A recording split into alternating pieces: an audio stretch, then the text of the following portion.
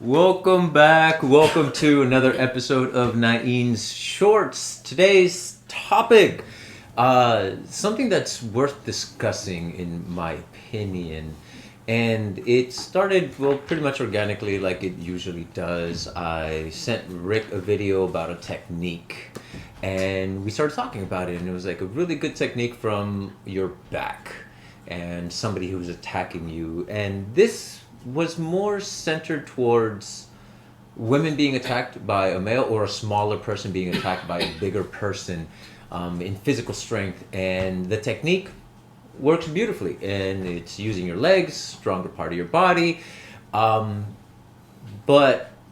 then we started talking about the realism behind it. And the fact of the matter is that as great as the technique was, would it work when your brain is under pressure, when you are heightened, when you are stressed out, when you are scared out of your mind? And the probability is that no, it probably won't. Would you even consider using that? Would you even think about using that in that state?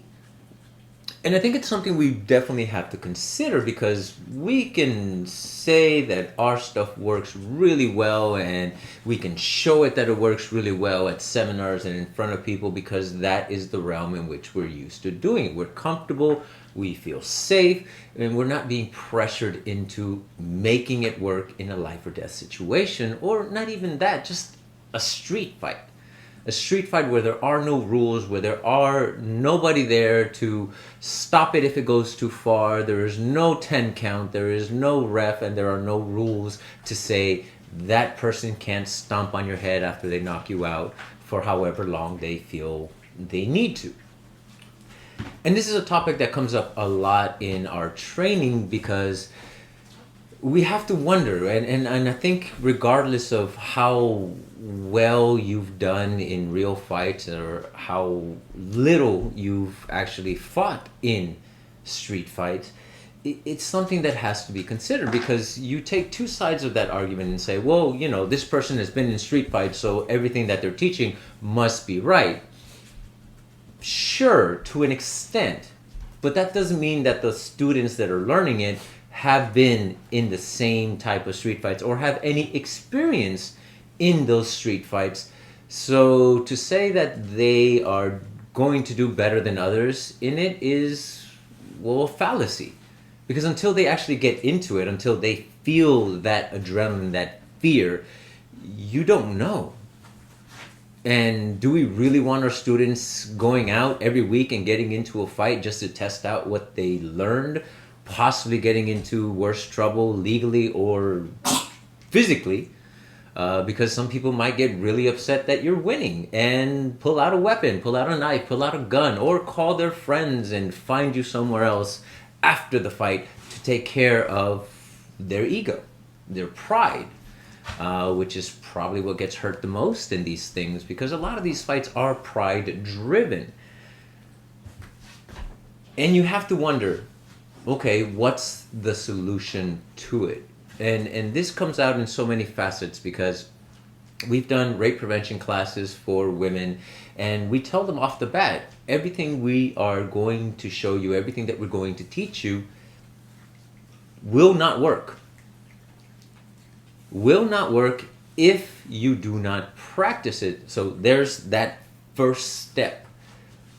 Do you practice the things that you are learning enough to it be ingrained, so even in that state where you're panicking, you still do something similar to it, enough of those techniques to be able to survive or get out of it, create distance, or last longer than you would have otherwise, where help can come or something breaks your way and you're able to get out of that situation.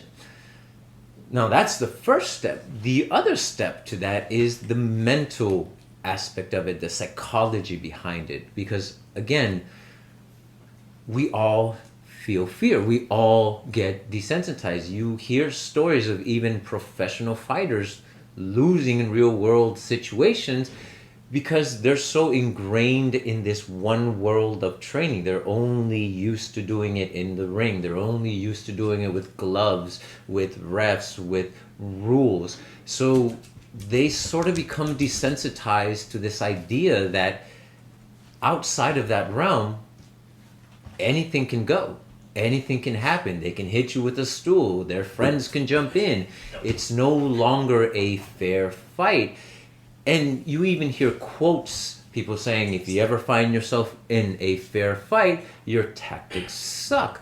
So again, these are all different mentalities, but if we don't practice that mentality, if we don't train that mentality, will it come out when we need it? Will it happen as we think it will happen or as we train it in class? And I think that's one of the dangers of only keeping it in that realm and not going outside of that.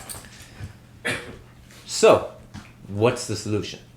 Do we just make sure that all our students get into some sort of tournament style where the other opponent isn't a willing participant, isn't going to give it to you, and you feel that fear? I think that's definitely a good start.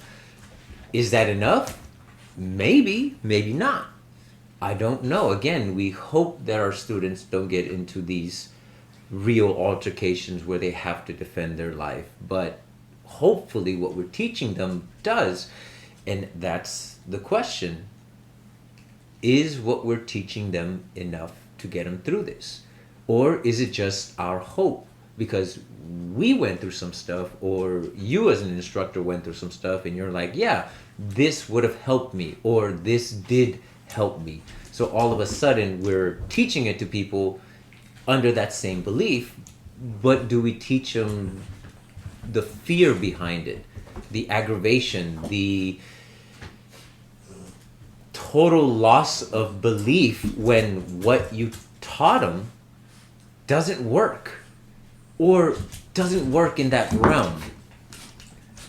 And the reality is that people who are true street fighters, who really are about that life, they do it on a regular basis. And again, I'm not suggesting that that's what we should do with our students. I'm just saying that there is a difference. And how do we bridge that gap? Many years ago, I, for whatever reason, found myself in a car with two individuals that were about that street life. They lived that life. They rode around with guns in their laps and were constantly vigilant for those that weren't copacetic with them, or weren't as friendly to them as other people.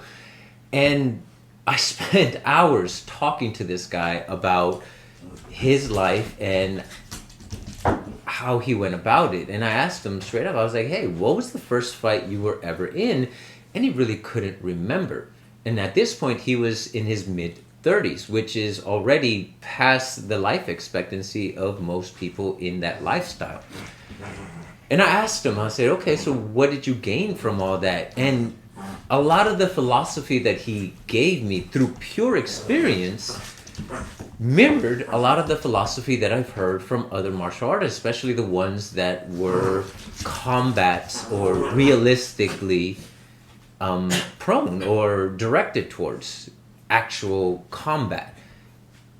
And it was incredible to hear that this guy that had no formal training, that had no real experience inside of a class, came up with a lot of the same philosophies.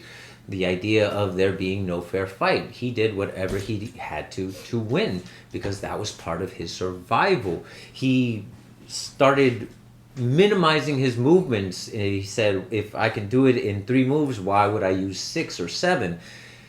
Again, all these mentalities that were developed through pure experience, not somebody I would want to fight at all. Not because he's well trained in some martial arts, because he's highly ranked, but because he survived doing this stuff over and over again and was still alive and well.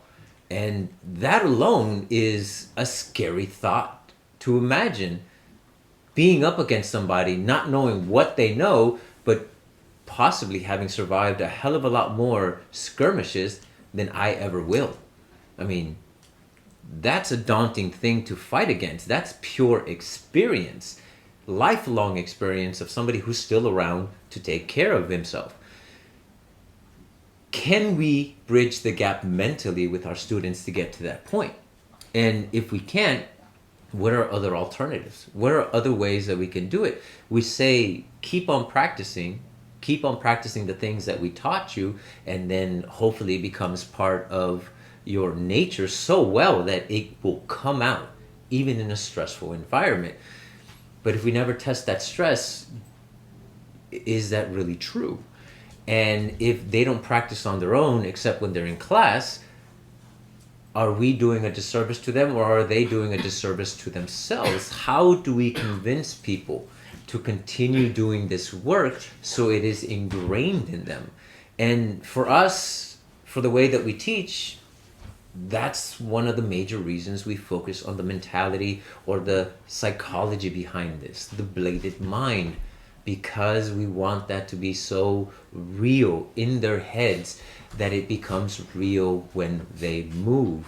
And a big part of that is not having any set movements in any given time, but rather just go.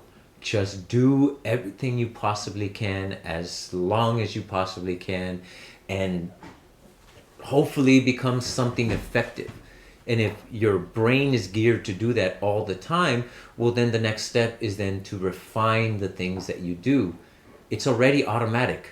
Now refine the automatic so it becomes effective, at least more effective than it would have if you just flail about. Because a lot of the times that fear freezes people.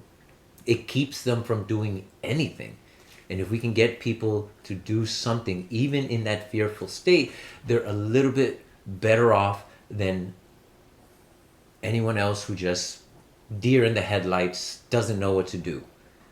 And that's a step in that direction, but is that enough? How do we push that envelope so then it becomes something that they do even in a stressful situation? My teacher, outlier when it comes to other things, because his brain works so differently, and maybe just because he's old and tired and doesn't care anymore. He's like, I don't care if I get hurt. I'm going to do what I'm going to do, and I'm either going to make it or I'm not. That's really his mentality. And that's the kind of mentality that I want to develop. And maybe some of these older instructors have reached that point as well, where they're just, screw it.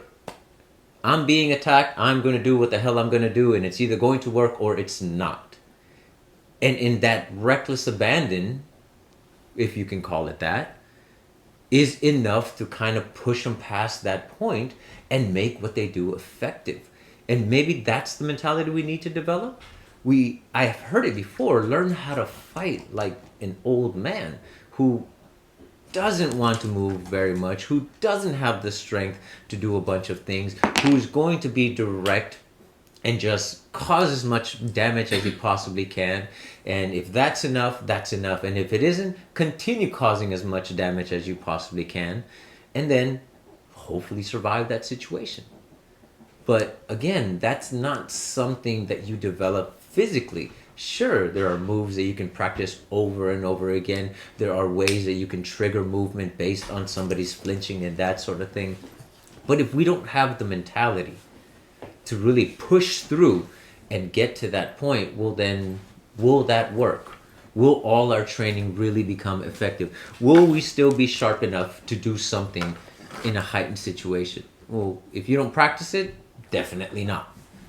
So again, what is it that we practice? Is it the moves, or is it the mentality?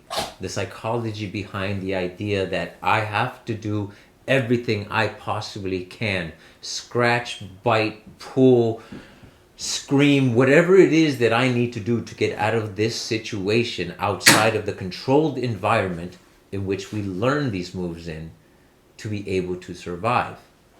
And if we can't get that across to our students, are we, the instructors, giving them a disservice? Doing something that is going to hurt them overall because they are so safe in their minds thinking, I know all these moves, I reached this rank, so I must be safe. When in reality, that's not necessarily the case. And we don't want them to find that out in a real life situation. So, just a thought. What does it take? Please share your comments. Please share the video, because I think this is a topic we need to discuss more of and find better solutions within that controlled environment to really get our students prepared for surviving a real life situation. Thank you for joining me. I hope you enjoyed it. Till the next time. 3, 2, 1, cut! This is a really cool